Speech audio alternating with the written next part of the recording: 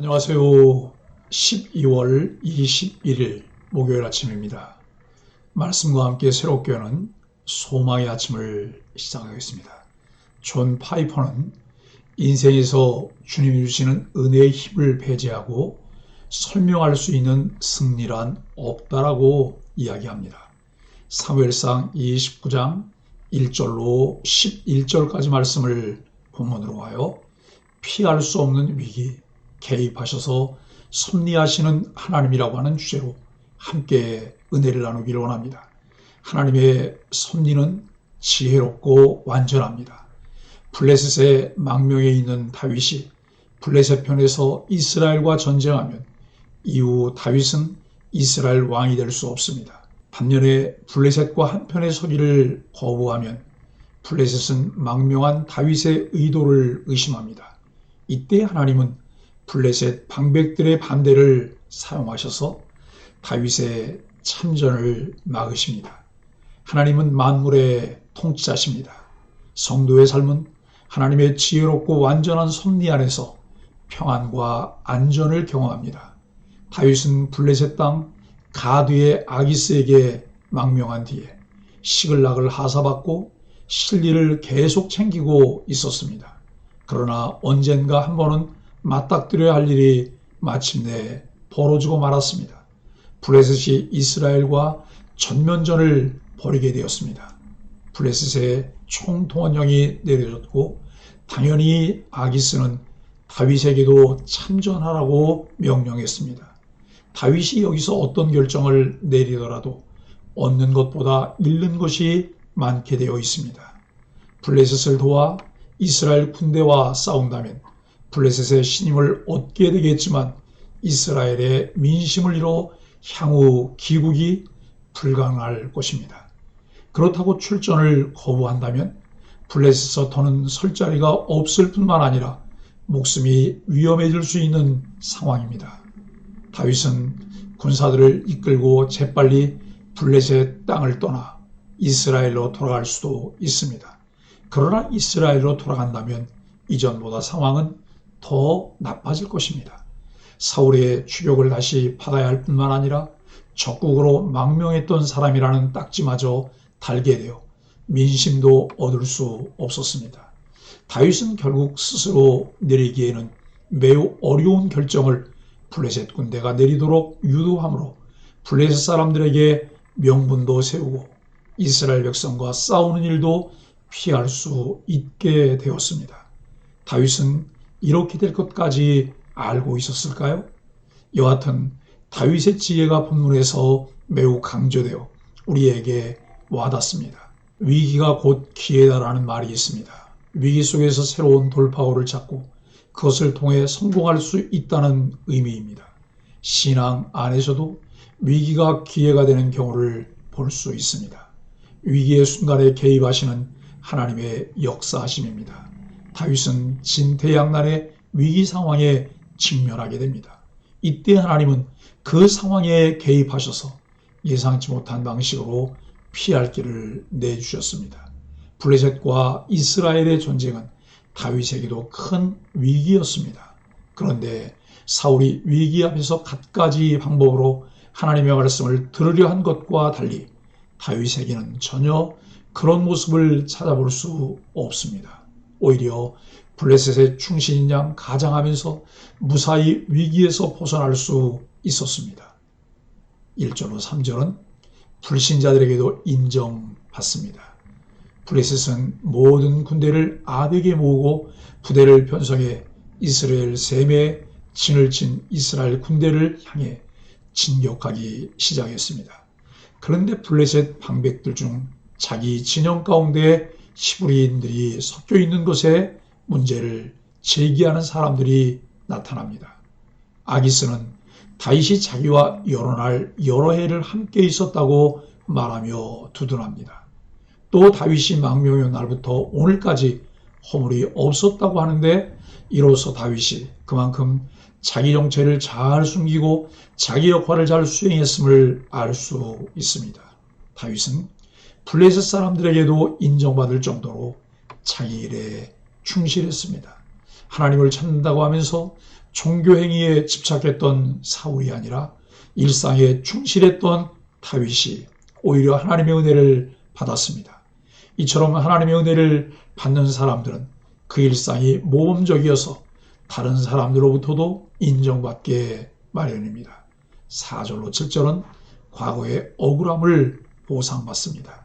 그런데 다윗을 향한 아기스의 신임은 이스라엘과 전쟁을 앞둔 상황에서 다윗에게는 오히려 큰 문제였습니다. 이스라엘 군대와 싸워야 하기 때문입니다. 바로 이때 블레셋 방백들이 전쟁터에 다윗과 함께 나가는 것을 반대하고 나섰습니다. 자신들을 배반할 염려가 있다는 것입니다.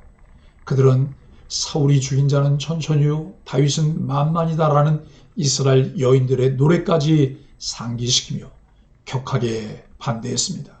다윗의 입장에서 이 노래는 어떻게 보면 불행의 시작이라고 할 수 있습니다. 이 노래 때문에 사울의 시기심이 불타올랐고 억울한 도망자 생활로 이어졌기 때문입니다. 하지만 다윗이 이스라엘 군대와 싸워야 하는 위기에서 벗어나게 해준 것도 이 노래입니다. 아기스는 어쩔 수 없이 다윗을 돌려보냈습니다. 하나님의 백성도 살다 보면 불행한 일, 억울한 일을 당할 수 있습니다. 하지만 하나님은 당신의 섭리 안에서 모든 것이 합하여 선을 이루게 하십니다. 하나님의 계획과 섭리를 조금 더 깊이 이해하고 하나님을 신뢰할 수 있다면 우리는 삶 속에서 더 풍성한 하나님의 보호하심을 누릴 수 있습니다. 8절로 11절은 하나님의 보호하심을 얻습니다. 다윗은 방백들의 반대와 아기스의 회군 명령에 속으로는 뛸 듯이 기뻤을 것입니다.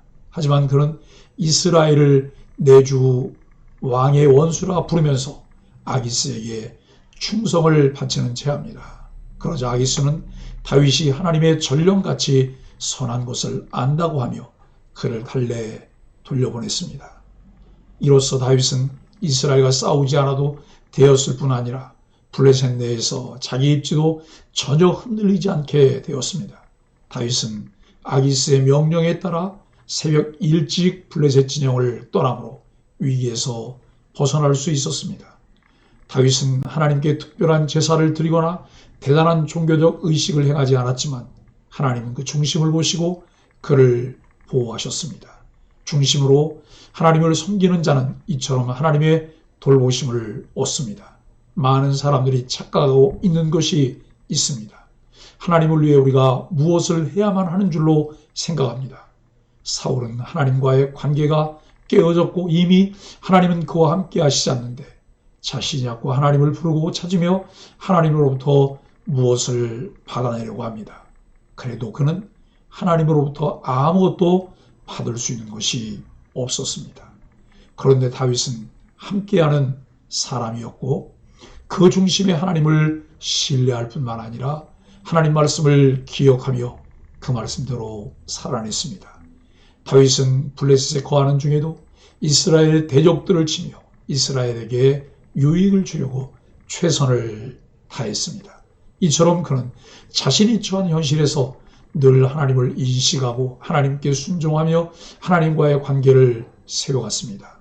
다윗이 만난 상황은 스스로 아무것도 할 수 없는 큰 위기였는데 하나님께서 개입하시고 섭리하심으로 위기를 피할 수 있었습니다.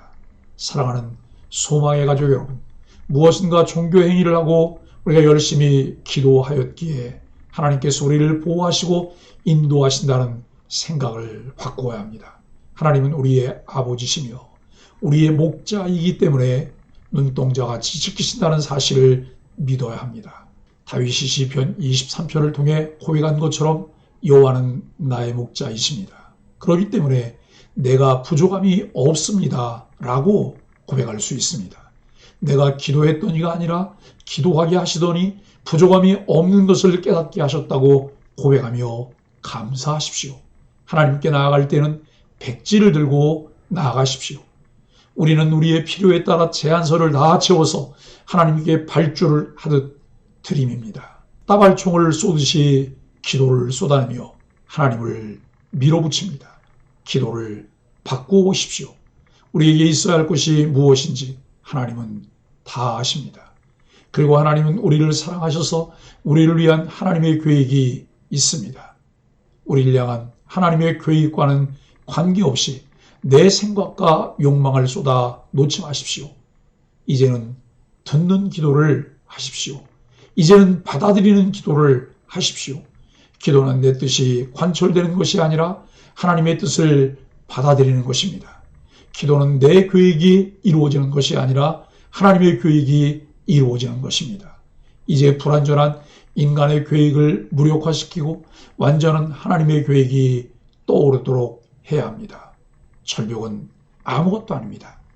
하나님의 부력이 우리의 인생을 비상하게 하신다면 순간 나는 모든 것을 넘어서게 됩니다.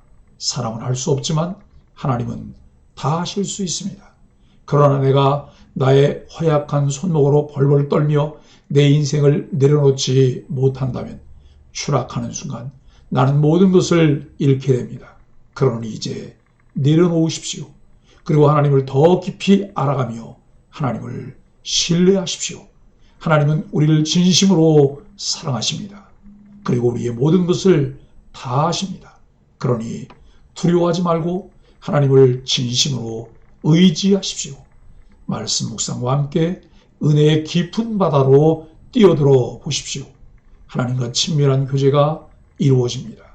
위기의 순간에도 지키시며 인도하시는 하나님을 신뢰하며 하나님을 영화롭게 하는 것과 영원토록 그를 즐거워하는 삶으로 채워지는 소망의 가족들의 삶이 되길 예수 그리스도의 이름으로 간절히 축복합니다. 함께 기도하겠습니다. 하나님, 인간적인 방법으로 선택한 길에서 맞닥뜨린 위기에도 피할 길을 여시는 하나님의 은혜를 찬양합니다.